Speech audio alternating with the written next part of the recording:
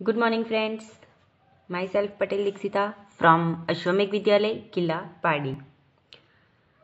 Today we will learn about one important chapter, Standard 8, Subject Science, Unit number 7, Conservation of Plants and Animals.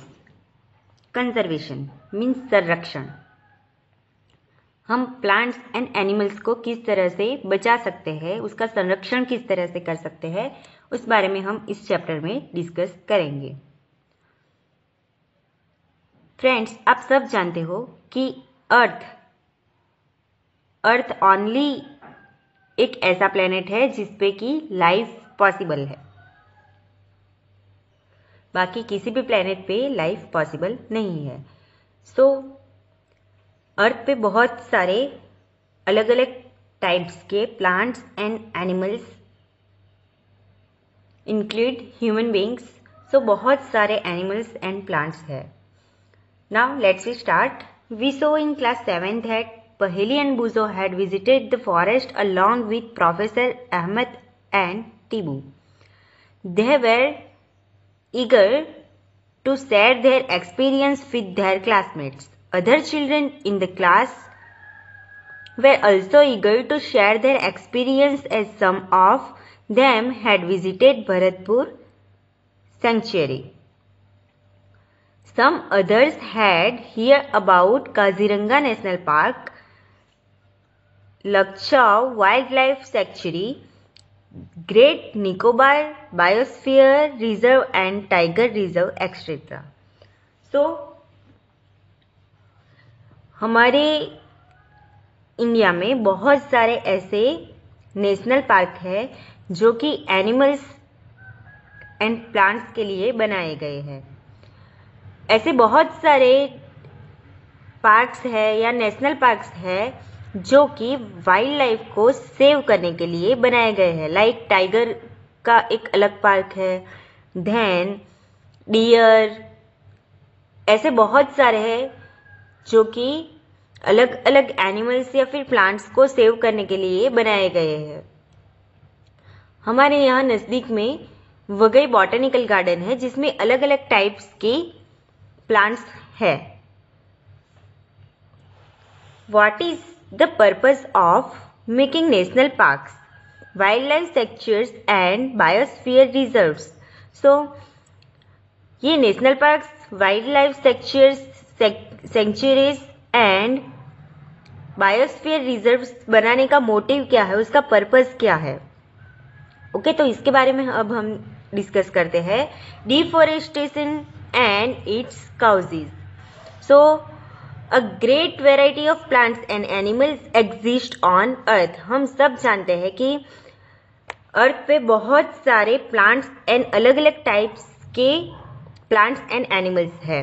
They are essential for the well-being and survival of mankind.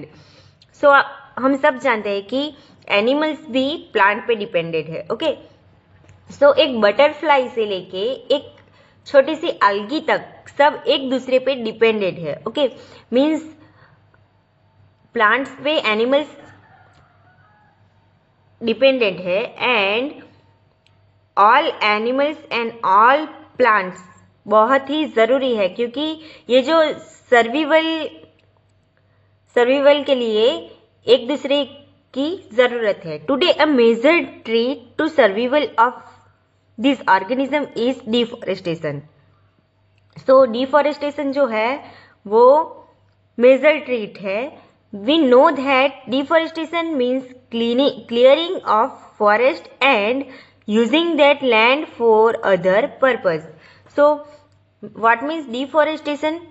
Deforestation means जो forest है उसे cut करके वहाँ पे companies means factories या फिर other purpose के लिए लाइक अपार्टमेंट बनाने के लिए या फिर फैक्ट्रीज बनाने के लिए या फिर डैम बनाने के लिए फॉरेस्ट जो है उसको क्लीन कर देते हैं. ओके, वहाँ के जो ट्रीज है वो काट के क्या कर देते हैं, वहाँ पे क्लीन कर देते हैं, क्लियर कर देते. तो वहाँ पे जो फॉरेस्ट में जो एनिमल्स है, जो बर्ड्स है, तो वो यहाँ वहाँ भटकने लगते हैं एंड देन सपोज उनकी डेथ हो जाती है, तो उसकी वजह से एनिमल्स जो है उनको सेव करना बहुत ही जरूरी बन गया है। Trees in the forest are cut for some of the purpose mention below. So यहाँ पे कुछ पर्पज मेंशन किए गए हैं। सो फ्रेंड्स, डिफॉरेस्टेशन की डेफिनेशन पूछी जा सकती है। सो फॉरेस्ट को क्लियर करके या वहाँ पे कुछ पर्पज के लिए अगर फॉरेस्ट को क्लियर कर दिया जाता है तो उसे क्या बोलते हैं? डिफॉरेस्टेशन। ओके।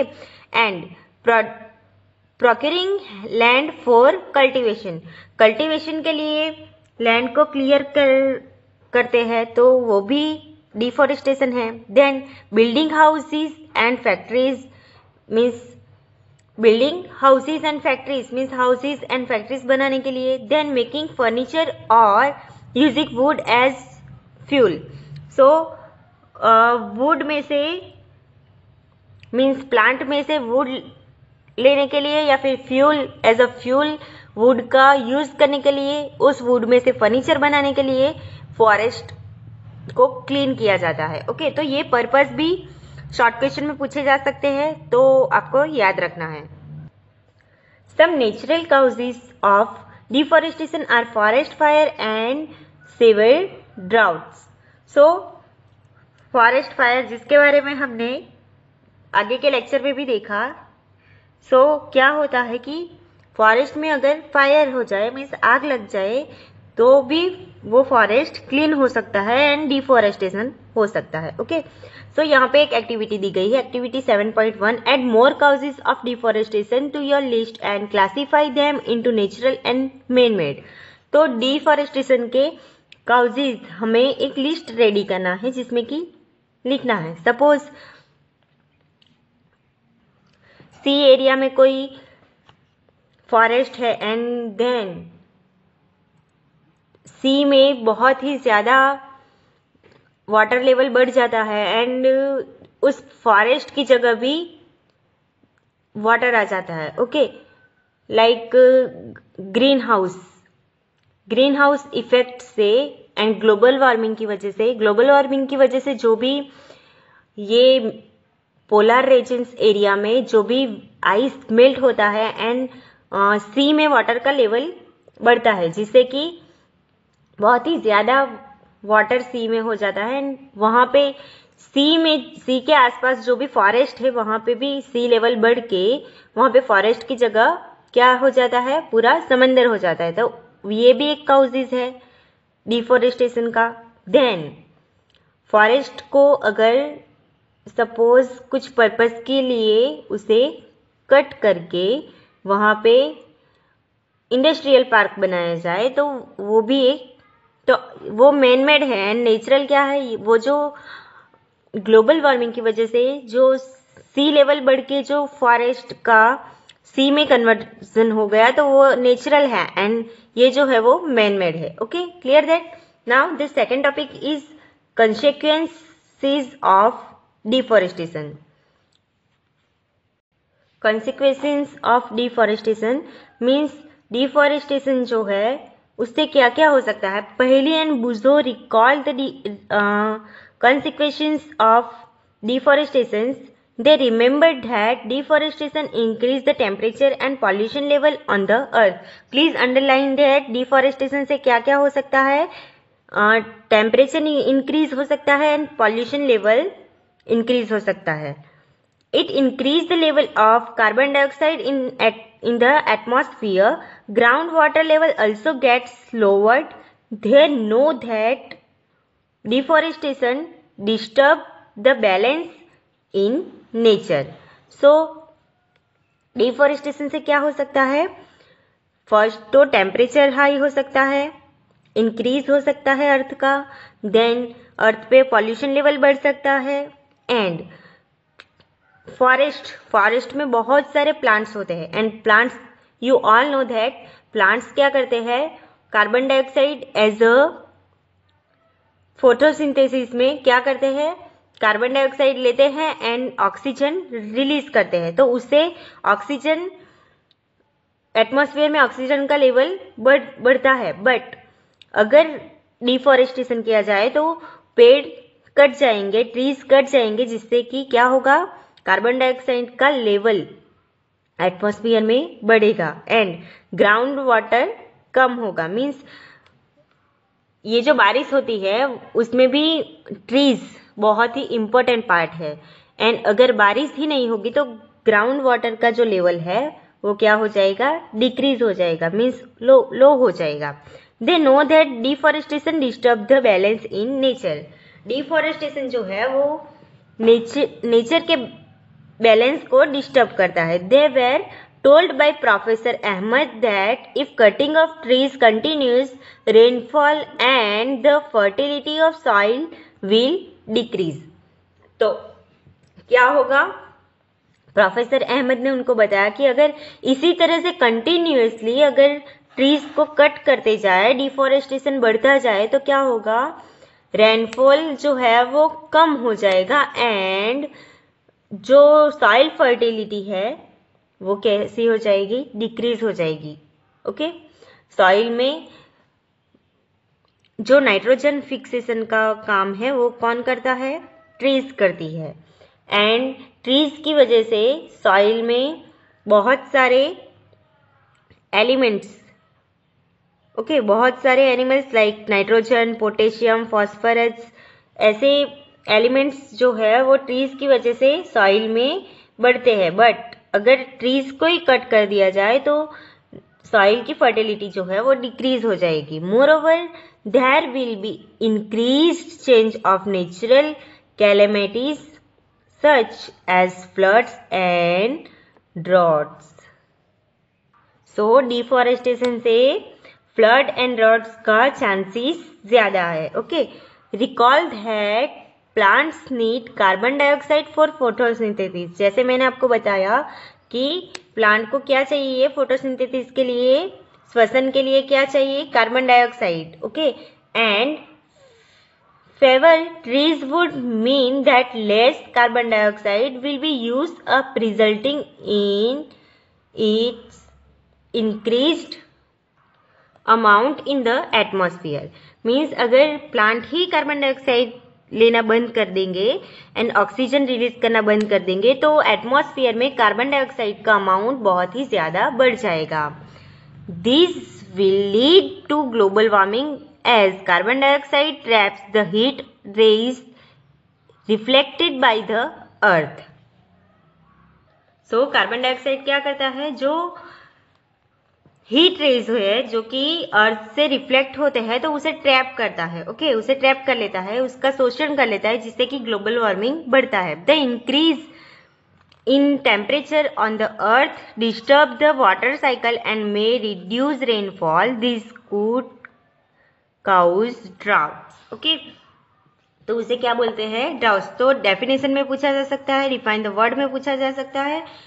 सो क्या होता है कि ट्रीज की वजह से जो कार्बन डाइऑक्साइड का लेवल बढ़ता है एटमॉस्फेयर में, अमाउंट बढ़ता है, एंड कार्बन डाइऑक्साइड का अमाउंट बढ़ने की वजह से कार्बन डाइऑक्साइड क्या करता है, जो हीट रेज रिफ्लेक्ट होते हैं अर्थ से तो उसे ट्रैप कर लेता है, उसको सोच लेता है एंड टेम्परेचर इंक्रीज करता है।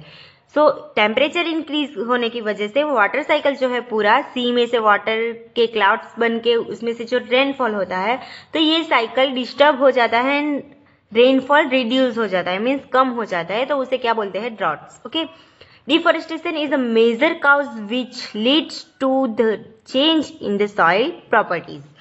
सो डिफॉरेस्टेशन से सॉइल प्रॉपर्टी भी चेंज हो सकती है। Physical properties of the soil get affected by plantation and vegetation.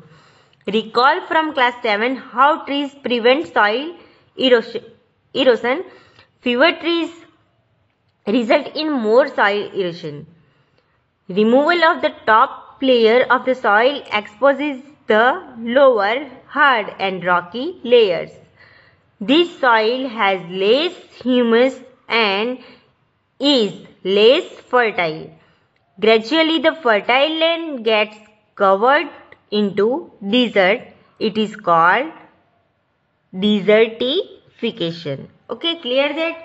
सो क्या होता है कि सॉइल के जो लेयर है, अलग अलग लेयर है, तो उसमें से ऊपर का जो लेयर है वो फर्टाइल होता है। ओके, बट रेनफॉल की वजह से या फिर डिफॉरेस्टेशन की वजह से वो लेयर जो है वो कैसा होता है, less humus and less fertile हो जाता है, एंड देन वो डिजर्ट में कन्वर्ट हो जाता है। डिजर्ट्स मीन्स रण प्रदेश जिसे बोलते हैं। ओके, तो ऐसे इलाके में कन्वर्ट हो जाता है, तो उसे क्या बोलते हैं, डिजर्टिफिकेशन। Clear that.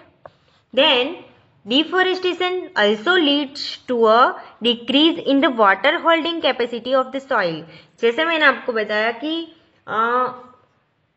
सॉइल की जो वाटर होल्डिंग कैपेसिटी है, मीन्स कितना वाटर वो एब्जॉर्व कर सकती है, तो उसे भी डिफॉरेस्टेशन क्या करता है, डिक्रीज करता है। मीन्स वेजिटेबल्स या फिर प्लांट्स जो है वो अपने रूट्स से वाटर एब्जॉर्व करके उसमें वाटर होल्डिंग कैपेसिटी जो है वो बना के रखते हैं। ओके, बट जैसे डिफॉरेस्टेशन हो जाता है तो वहां पे वाटर होल्डिंग कैपेसिटी जो है वो कम हो जाती है। The movement of water from the soil surface into the ground is reduce. Okay, so soil में से जो सरफेस मीन्स सॉइल के सरफेस में से जो वाटर ग्राउंड में जाता है तो वो रिड्यूस हो जाता है। सो देयर आर फ्लड्स, तो वहां पे क्या आ जाती है, बाढ़ आ जाती है। Okay, the other properties of the soil like nutrient content, texture etcetera also change because of deforestation. जैसे मैंने आपको बताया कि सॉइल में जो न्यूट्रिएंट होते हैं वो भी कम हो जाते हैं, एंड उसका जो टेक्सचर होता है वो भी चेंज हो जाता है डिफॉरेस्टेशन की वजह से। Then we have studies in class 7 that we get many products from forest. List these products will be fish storage of these products in we if we continue cutting trees, shortage sorry। so ऐसे products जो कि हम forest में से मिलता है हमें, like honey, wood, medicines, ayurvedic medicines, then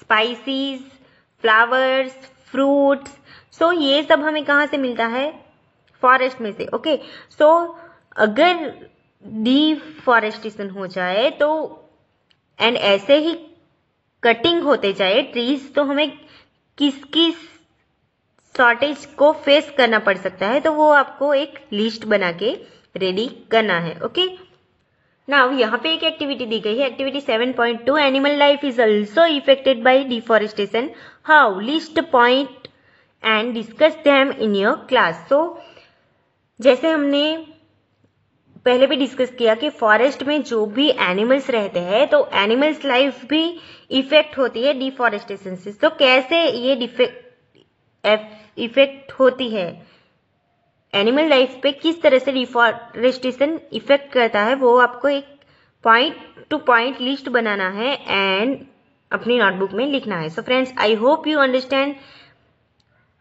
deforestation, and in the next lecture we will learn about the